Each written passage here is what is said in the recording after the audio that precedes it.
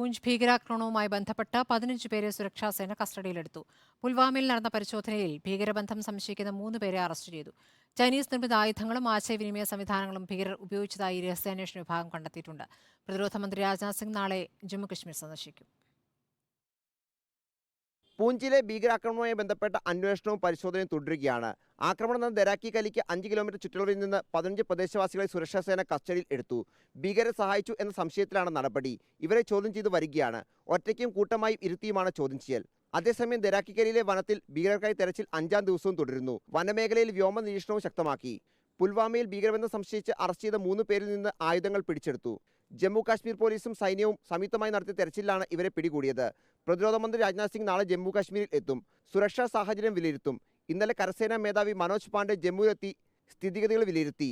പൂഞ്ചിൽ സുരക്ഷാസേന ചോദ്യം ചെയ്ത 3 പേർ കൊല്ലപ്പെട്ട സംഭവത്തിലും ബരാമുള്ളയിൽ റിട്ടയർഡ് പോലീസ് ഉദ്യോഗസ്ഥനെ ഭീകരർ കൊലപ്പെടുത്തിയ സംഭവത്തിലും അന്വേഷണം പുരോഗമിക്കുന്നു. റിപ്പോർട്ടർ, ദില്ലി.